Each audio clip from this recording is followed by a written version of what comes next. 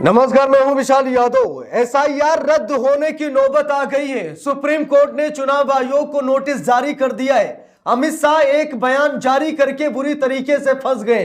दोस्तों, अमित शाह ने इस बात का प्रमाण दे दिया है कि हम एसआईआर के जरिए बहुत बड़ी चाल चल रहे हैं।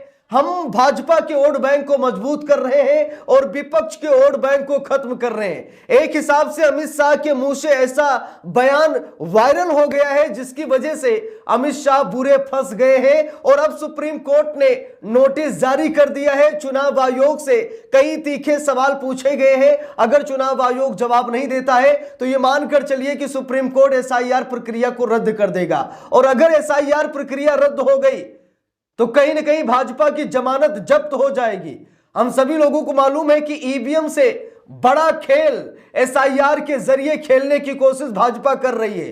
ईवीएम से बड़ा घोटाला, बड़ा घपला इस समय चुनाव आयोग मोदी शाह मिलकर एसआईआर से कर रहे हैं। और एसआईआर अगर पूरे देश में एक बार हो गया तो ये समझ लीजिए कि लोकतंत्र पूरी तरीके से तबाह हो जाएगा। विपक्ष के वोट बैंक को खत्म कर दिया जाएगा। अब जरा यहां पर खबर में देखिए, लिखा भी है केरल उत्तर प्रदेश में चल रहे एसआईआर पर सुप्रीम कोर्ट में सुनवाई, चुनाव आयोग को नोटिस जारी कर मांगा है जवाब। तो सुप्रीम कोर्ट ने उत्तर प्रदेश और केरल में चल रहे एसआईआर पर चुनाव आयोग को नोटिस थमा दिया है। सुप्रीम कोर्ट ने जवाब मांगा है और अगर चुनाव आयोग जवाब नहीं देता है तो यह मानकर चलिए कि एसआईआर प्रक्रिया को रद्द कर दिया जाएगा।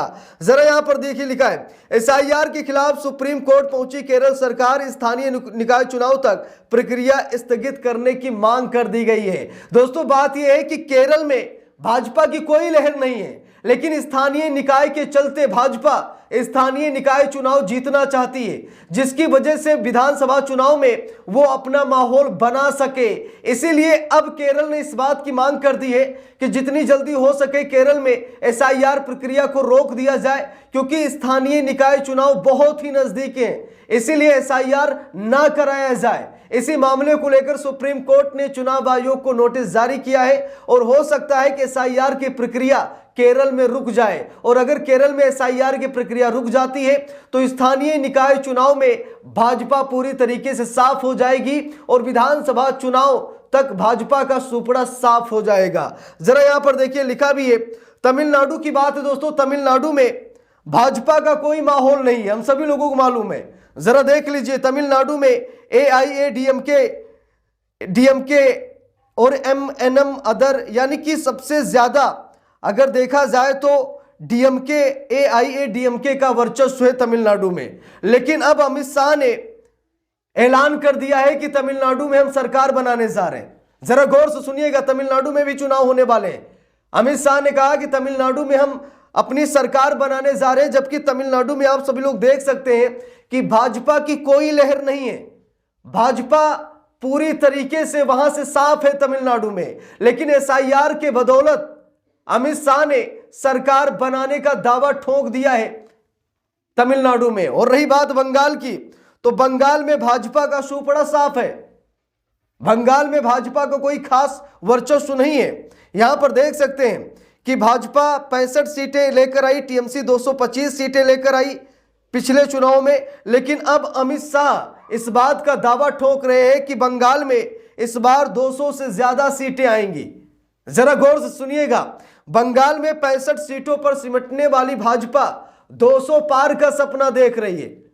जरा देखिए, यहां पर लिखा भी है अमित शाह का दावा, बंगाल में 200 से ज्यादा सीटें जीतेंगे, असम में वापसी के साथ सीटें बढ़ेंगी। एसआईआर के बदौलत अमित शाह इसी भाषा का इस्तेमाल कर रहे हैं।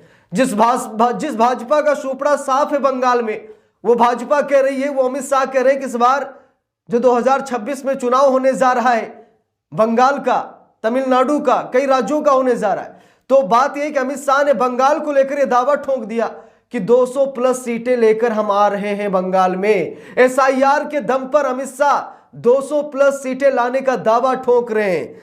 दोस्तों, बात यह है कि भाजपा पूरी तरीके से एक्सपोज हो गई है। एसआईआर पर सुप्रीम कोर्ट ने जब से नोटिस थमाया है चुनाव आयोग को, तब से प्रधानमंत्री नरेंद्र मोदी के तोते उड़ गए हैं। यहां तक कि अमित शाह भी डर गए हैं।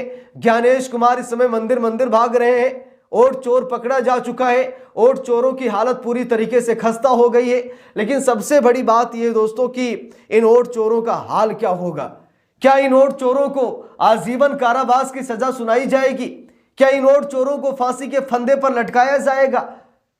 और दोस्तों सच्चाई में मैं आपको बताना चाहता हूं, एसआईआर में सबसे बड़ा घपला किया जा रहा है। एसआईआर के जरिए बहुत बड़े लेवल पर बेईमानी हो रही है।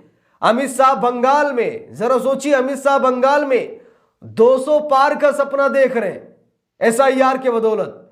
आप सभी लोग अंदाजा लगा सकते हैं कि तमिलनाडु में भाजपा की कोई लहर नहीं है, सरकार बनाने का दावा भाजपा ठोक रही है।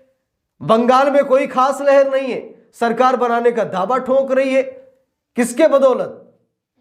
भाजपा एसआईआर के बदौलत चुनाव जीतने की कोशिश कर रही है। और एसआईआर में विपक्षी वोट बैंक को खत्म किया जा रहा है, यानी कि जितने वोट पड़ेंगे भाजपा को पड़ेंगे, और जब वोट भाजपा को पड़ेंगे तो स्वाभाविक है कि भाजपा ही चुनाव जीतेगी।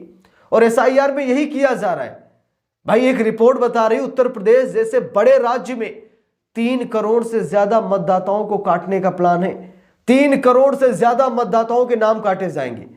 जरा गौर से सुनिएगा, बिहार में लगभग 70 लाख वोट काटे गए तो एनडीए की सरकार बन गई। अगर उत्तर प्रदेश में 3 करोड़ मतदाताओं के नाम काट दिए गए तो आप लोग समझ सकते हैं कि विपक्ष को कितना मुश्किल हो जाएगा।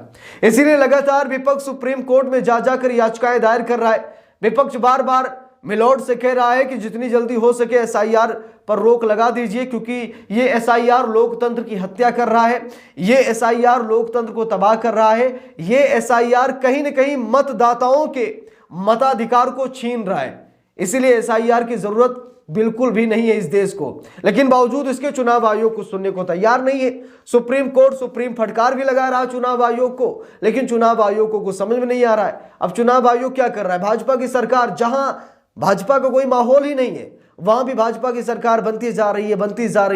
भाजपा चुनाव जीतती जा रही है। इसका कारण साफ है, एसआईआर। अभी तक ईवीएम से खेल खेलते थे, लेकिन अब ईवीएम का खेल पकड़ लिया गया है। अब ईवीएम से इतनी बड़ी धांधली नहीं कर पा रहे, करते तो जरूर है लेकिन इतनी बड़ी नहीं कर पा रहे सरकार बना ले। फिर उन्होंने नया पैंतरा आजमाया है, एसआईआर। और बिहार में एनडीए का सुपड़ा साफ हो जाता, हम सभी लोगों को मालूम है। एनडीए कभी चुनाव जीत ही नहीं सकता था बिहार में, इस बार जो माहौल था, लेकिन उसके बावजूद एनडीए पूर्ण बहुमत की सरकार बना पाई। इसका कारण यही है दोस्तों कि एसआईआर कराया गया, आनन फानन में कराया गया, मतदाताओं के मताधिकार को छीना गया, विपक्ष के वोट बैंक को पूरी तरीके से खत्म कर दिया गया। कुछ लोग मतदान सेंटर पर मतदान डालने गए, उनको पता लगा कि उनका पड़ चुका है। यानी कि जबरदस्त तरीके से बेईमानी, फर्जीवाड़ा चल रहा है। अब देखते हैं कि सुप्रीम एक्शन जो हुआ है, क्या एसआईआर रद्द होगा? आप सभी लोगों की क्या राय है कमेंट करके जरूर बताइएगा। वीडियो को लाइक शेयर, अगर चैनल पर नए हैं सब्सक्राइब करके सपोर्ट कीजिएगा। मिलते हैं दूसरी वीडियो में, तब तक के लिए बहुत बहुत धन्यवाद।